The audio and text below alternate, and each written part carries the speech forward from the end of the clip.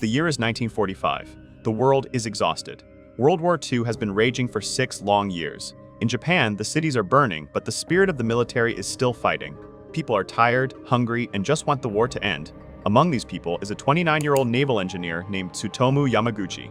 He works for Mitsubishi Heavy Industries. He has been away from his home in Nagasaki for 3 months, working on a project in a city called Hiroshima. August 6 is supposed to be his last day. He is thinking about his wife, Hisako, and their baby son.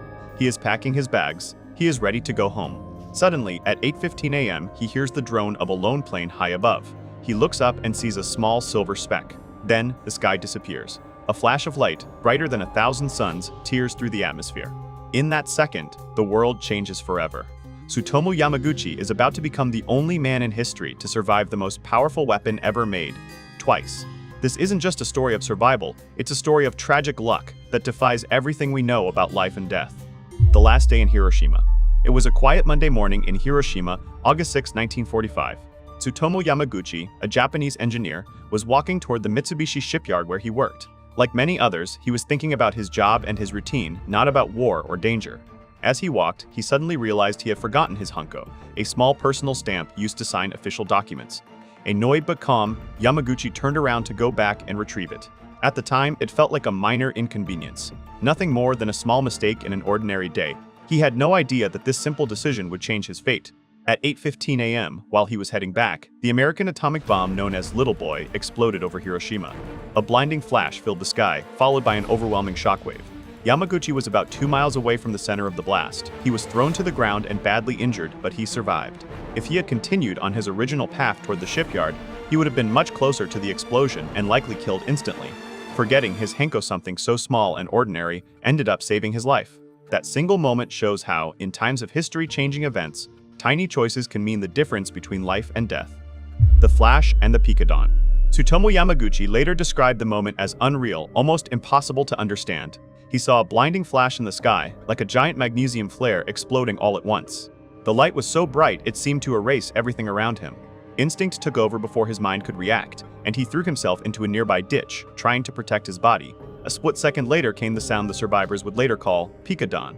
Pika meant flash. Don meant boom. The explosion followed the light with incredible force. The shockwave hit Yamaguchi and lifted him into the air, spinning him around like a leaf caught in a storm. The heat was overwhelming. It burned the skin on the left side of his body and scorched his clothes. The pain was instant and unbearable. As debris filled the air and the ground shook beneath him, Yamaguchi lost consciousness. When he blacked out, Hiroshima was already disappearing. Buildings collapsed. Dust and fire filled the sky, and the city was being erased in a single moment. What had been a normal morning had turned into destruction beyond anything the world had ever seen. Walking through the ruins. When Tsutomu woke up, the world around him no longer looked real.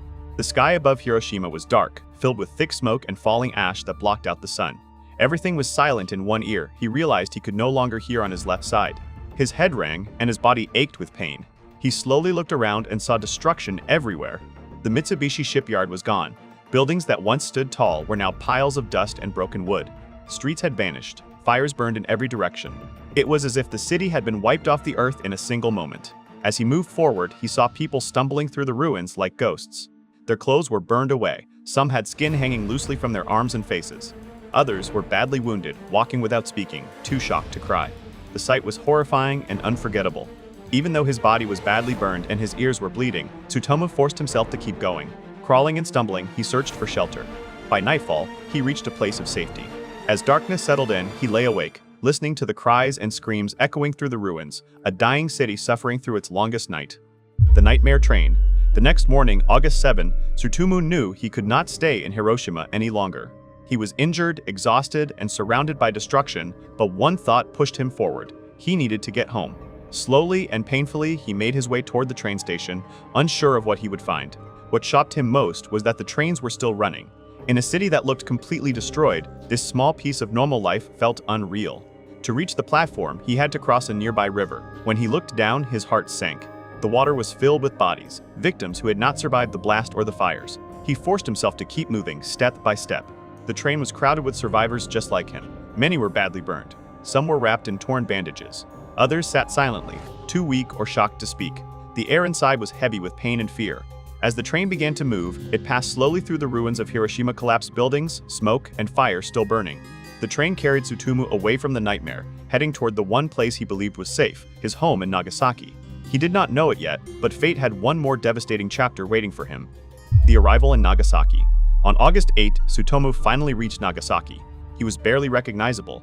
His body was wrapped in dirty bandages and his skin was burned and darkened from the blast. When he arrived home, his own mother did not recognize him at first. Seeing his injuries and his slow movements, she believed he was a ghost standing in front of her. Tsutomu went to the hospital to have his burns treated, but the doctors and nurses were already overwhelmed. There were too many wounded and not enough supplies. Even so, he was grateful to receive any help at all. Every movement caused pain, and his body was weak, but he felt something he hadn't felt since the explosion relief. He was home. That day, he told his family the truth about what had happened. Hiroshima is gone, he said. He explained the blinding flash, the fire, and the destruction. His family listened in disbelief. They could not understand how a single bomb could wipe out an entire city. To them, it sounded impossible, like something from a nightmare. Tsutomu rested that night believing the worst was behind him. He did not know that history was about to repeat itself, and that Nagasaki would soon face the same unimaginable horror. The meeting with the boss. The next day, August 9th, Tsutomu did something that seems almost impossible. Even though his body was burned, his ears were injured, and he was still in great pain, he went to work. He reported to the Mitsubishi office in Nagasaki, believing it was his duty to explain what he had seen. Sitting across from his supervisor, Tsutomu tried to describe the horror of Hiroshima.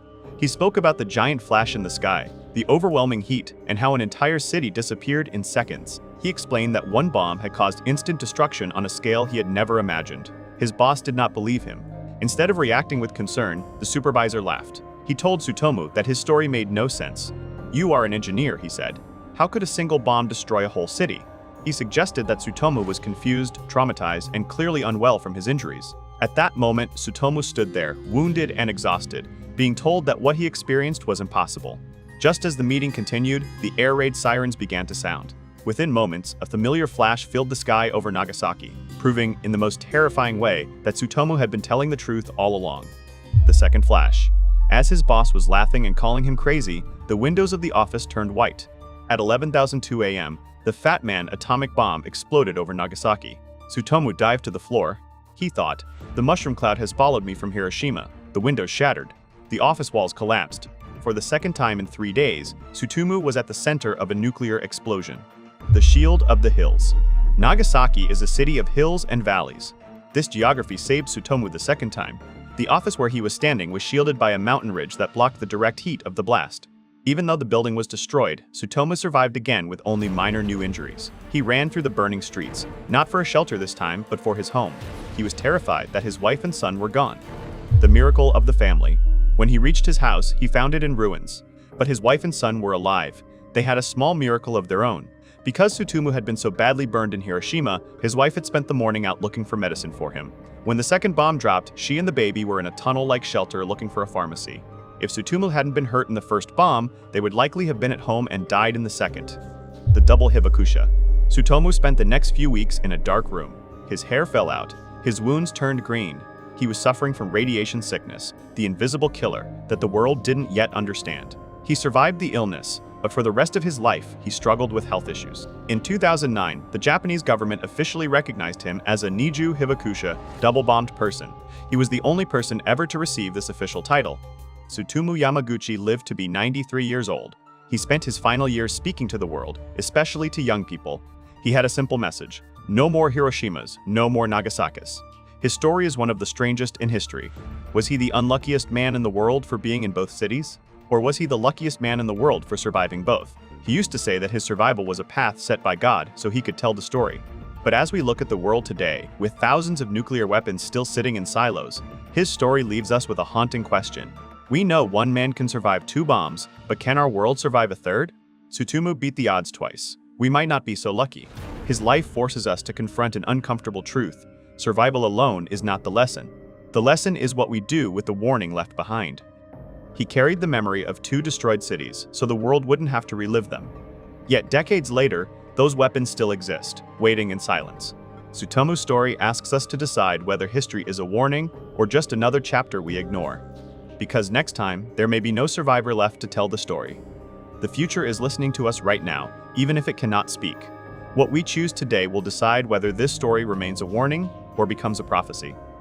Do you think Tsutomu was lucky or cursed? Write your thoughts in the comments. If you want to hear more stories about the incredible people who lived through the darkest days of history, hit that subscribe button.